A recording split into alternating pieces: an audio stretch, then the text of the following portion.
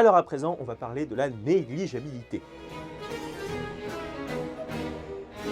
Alors, la négligeabilité, c'est une notion qui est totalement nouvelle quand on arrive en prépa. On n'a normalement jamais vu ça au lycée. Et donc, pour beaucoup d'étudiants, c'est légitime, c'est une notion qui fait un petit peu peur au début, alors que vous allez voir, il n'y a vraiment rien d'insurmontable quand on comprend tous les mécanismes qu'il y a derrière. Et soit dit en passant, on va bien voir dans cette série de vidéos le lien qu'il y a entre la négligeabilité et une autre notion qui est tout à fait nouvelle en prépa, celle de l'équivalence. Et là aussi, c'est pareil, pas besoin de s'alarmer, il n'y a rien de compliqué là-dedans.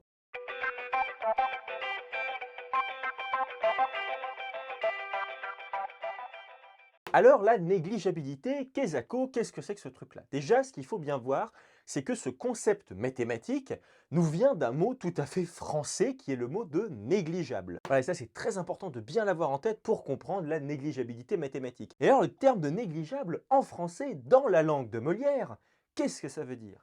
Eh bien, ça se dit de quelque chose qui peut être négligé, qui ne vaut pas la peine qu'on en tienne compte. C'est-à-dire que par exemple, si vous avez une valise de 50 kilos, j'espère que vous serez très sensible à mes capacités artistiques, voilà, donc une valise de 50 kilos, et bien à côté de ça, le poids d'une plume, c'est tout à fait négligeable. Voilà, parce qu'une plume à peu près, ça pèse 0,001 g, mais voilà, le poids d'une plume, c'est tout à fait négligeable comparé au poids d'une valise. Voilà, le poids d'une plume, c'est négligeable, mais négligeable, attention, comparé à quelque chose.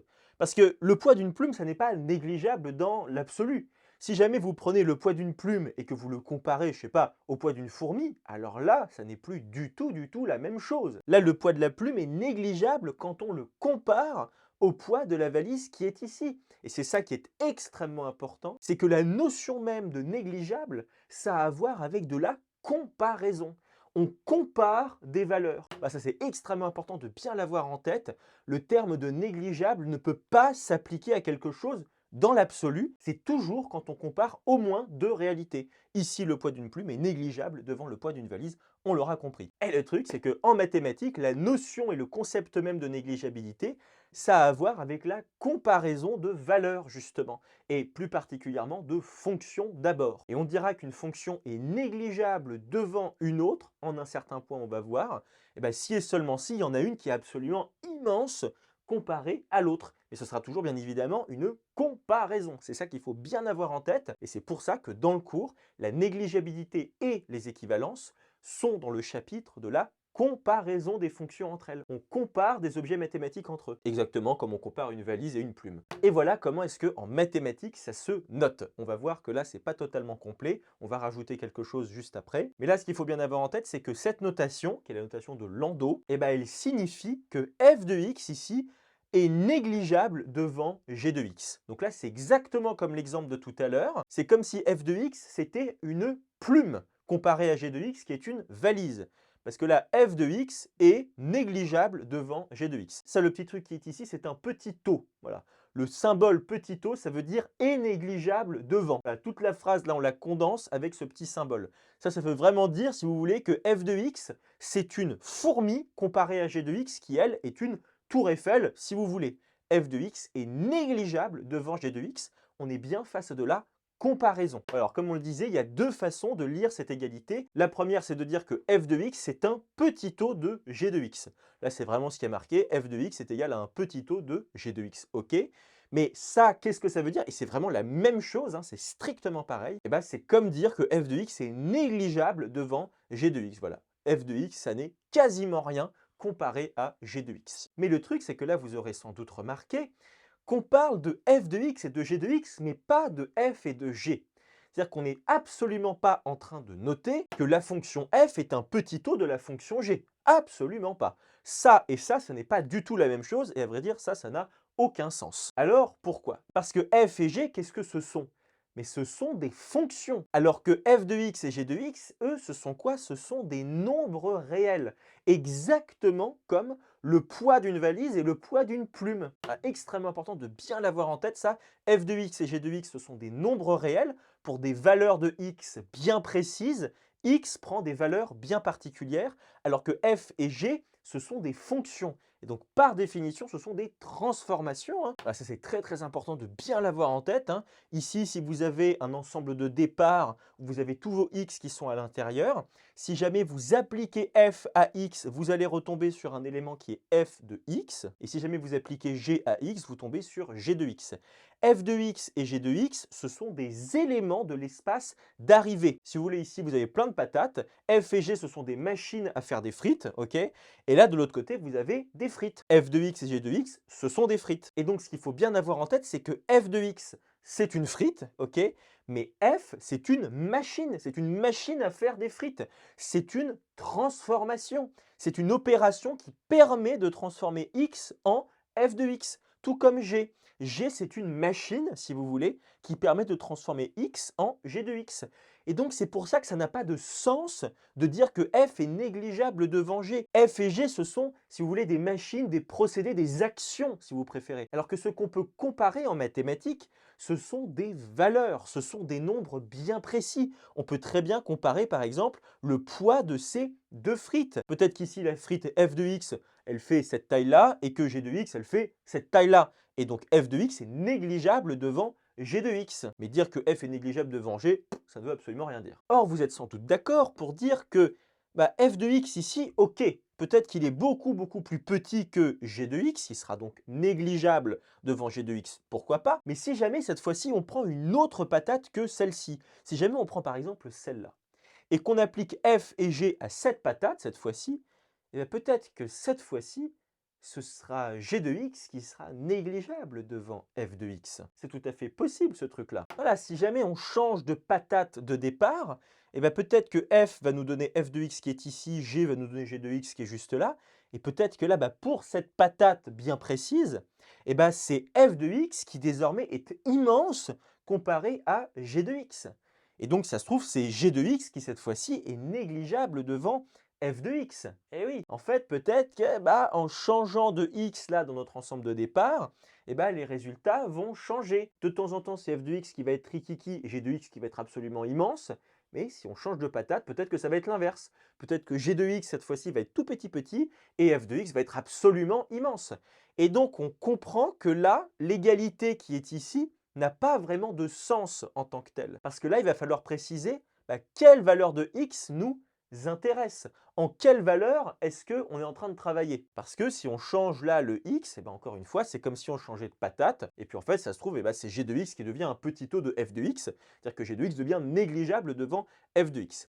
Pour préciser où est-ce qu'on est en train de travailler, on va écrire juste en dessous du symbole égal un petit a. Alors, on va mettre un petit a entre parenthèses, et ce petit a, ça peut très bien être un nombre bien précis, un nombre réel, mais ça peut aussi être moins l'infini ou plus l'infini. Et oui, on peut très bien se demander quelle est la valeur de f de x comparée à g de x en plus ou moins l'infini. On va prendre quelques exemples. Alors, imaginons qu'on a ces deux fonctions, f et g, qui sont juste ici. Alors là, on peut remarquer plusieurs choses assez intéressantes. C'est que de moins l'infini jusqu'à la valeur qui est juste ici, g est au-dessus de f, et après, c'est le contraire, c'est f qui passe au-dessus de g. Mais il y a d'autres choses encore plus intéressantes. Si on regarde bien, la fonction f qui est là, en 3, en fait, elle va exploser vers plus l'infini, comme ça, on va dire, en ligne droite. C'est-à-dire qu'en fait, elle ne sera même pas définie après 3. C'est-à-dire que f, elle continue de monter encore et encore vers plus l'infini. Voilà, donc on va dire que la limite de f de x lorsque x tend vers 3 moins est égale à plus l'infini. C'est-à-dire qu'en fait, on tend vers 3 par la gauche, parce qu'on ne peut pas tendre vers la droite, f n'étant pas défini après 3. Donc f de x explose vers plus l'infini, lorsque x tend vers 3 moins, alors que g de x, lui, il va tendre vers une valeur à peu près inférieure à moins 1, bon, pas grand-chose. Et donc là, qu'est-ce que ça veut dire? Mais ça veut dire qu'aux alentours de 3, g de x est négligeable devant f ici. Et donc voilà, aux alentours de 3, ou en 3 moins, on peut aussi dire, c'est-à-dire en se rapprochant de plus en plus de 3 par des valeurs inférieures à 3, g de x est négligeable devant f de x. F de x explose vers plus l'infini, g, lui, il va se rapprocher d'une valeur qui est à peu près ici. Voilà, donc c'est vraiment pas grand-chose. Encore une fois, c'est comme si f de x ici, c'était le poids d'une valise et que g de x, c'était le poids d'une plume. Ça n'est presque rien comparé à f de x. Mais là, cette égalité, elle est seulement vraie entre guillemets en 3 et même en 3 moins si on veut être tout à fait précis. Mais on voit bien qu'en moins 4, là, il se passe quelque chose d'autre. Et que là, bah, vous voyez, on a changé de patate. Au début, notre première patate, c'était x égale 3. Maintenant, on prend x égale moins 4. Et voilà, c'est le contraire qui se passe. F de moins 4, ça vaut une valeur à peu près ici, alors que G, et plus particulièrement G de x, mais va exploser vers plus l'infini, exactement comme f de x explosait vers plus l'infini en 3. Et donc là, qu'est-ce qui se passe en moins 4 plus, parce que G n'est pas défini avant moins 4, donc on peut simplement se rapprocher de moins 4 là par la droite, et bien il se passe ceci. Au voisinage de moins 4, il faudrait dire plutôt de moins 4 plus, puisque G n'est pas défini avant moins 4, ok, aux alentours de moins 4, f de x est négligeable devant g de x. F de x, c'est une fourmi comparée à g de x qui est un colosse, c'est un géant absolu. Et donc là, on comprend tout à fait pourquoi est-ce qu'on n'a pas le droit et pourquoi ça n'a pas de sens de dire que f est un petit taux de g. Là, ça n'a vraiment pas de sens d'écrire qu'une fonction est un petit taux d'une autre. Et ça, tout simplement parce qu'en fonction du x qu'on va choisir au départ, il peut se passer beaucoup de choses. Tantôt, c'est g qui peut être au-dessus de f, tantôt, c'est f qui peut être au-dessus de g, etc., etc. Donc ça n'a vraiment pas de sens. Il faut toujours parler de f de x et de g de x quand on compare des fonctions.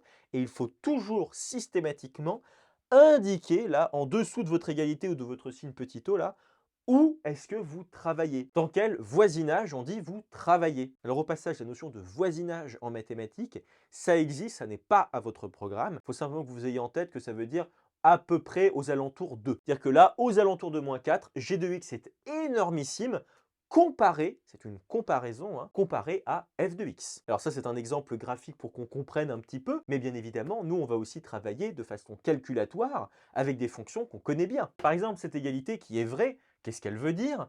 Elle veut dire que x carré, c'est négligeable devant exponentielle de x en plus l'infini. C'est-à-dire que ça n'est quasiment rien, c'est quasiment une fourmi comparée à exponentielle de x. Et c'est toujours, retenez bien ça, toujours de la comparaison. Alors ça, au passage, c'est une négligeabilité classique. Il y en a d'autres, on les étudiera dans les vidéos postérieures. Mais juste avant ça, il faut quand même qu'on donne une définition rigoureuse de ce que ça veut dire que f de x est égal à un petit taux de g de x en un certain point A ou en plus ou moins l'infini. Voilà, écrire ça, maintenant, on l'a bien compris, c'est-à-dire qu'au voisinage de A, f de x, ça n'est quasiment rien comparé à g de x. Ok, mais mathématiquement, comment est-ce que ça peut se définir, cette chose-là? Eh bien, ça veut dire ceci. Alors, ne prenez pas peur à la définition qui est juste ici, on va l'expliciter. Le fait que f de x est égal à un petit taux de g de x en a pouvant être plus ou moins l'infini ou un nombre réel, eh bien, c'est la même chose que de dire qu'il existe une fonction epsilon, ok, définie au voisinage de a, telle que la limite d'epsilon de x en a est égale à 0 et telle que f de x est égal à epsilon de x fois g de x. Ça fait beaucoup d'informations là-dedans. On se dit en plus il y a du epsilon, une lettre grecque.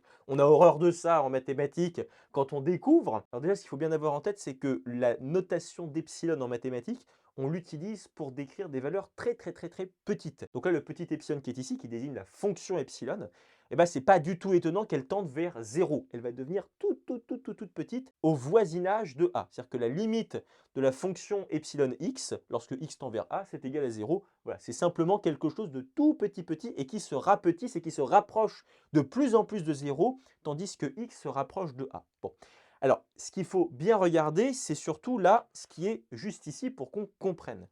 Si f de x est égal à epsilon de x fois g de x est tel que on a ce truc-là. Alors pourquoi c'est parfaitement logique? Regardons un petit peu, disséquons l'égalité qui est juste là. Voilà, j'ai réécrit cette égalité juste ici.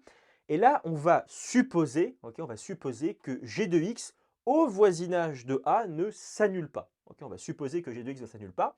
Et ce qu'on va faire, c'est que là, dans notre égalité, on va diviser des deux côtés par g de x. Et donc, on arrive là-dessus. F de x sur g de x est égal à epsilon de x. Et à vrai dire, c'est tout à fait sensé. Parce que si f de x, c'est une certaine fonction, que g de x, c'est aussi une certaine fonction, une fonction divisée par une autre fonction avec g de x qui ne s'annule pas, c'est normal que ça nous fasse une autre fonction qu'on appelle ici epsilon. Bon, c'est tout à fait logique que f de x divisé par g de x, ça fasse epsilon de x. Si vous prenez par exemple f de x est égal à x au carré et g de x est égal à x puissance 4, x carré divisé par x puissance 4, ça fait 1 sur x au carré, c'est bien une fonction. Et bien cette fonction, c'est justement epsilon de x, voilà. Mais attention, parce que nous, on a dit que f de x était négligeable devant g de x en un certain a. Ça veut dire que lorsque x se rapproche de plus en plus de a, et ben g de x devient absolument immense comparé à f de x. On est d'accord? Donc ça veut dire que ce ratio qui est là, bah, obligatoirement, il va tendre vers quoi? Mais il va tendre vers 0. C'est totalement logique. Si f de x est le poids d'une plume et que g de x est le poids d'une valise absolument énormissime, bah, c'est normal que ce ratio-là soit très proche de 0 lorsque x se rapproche de a.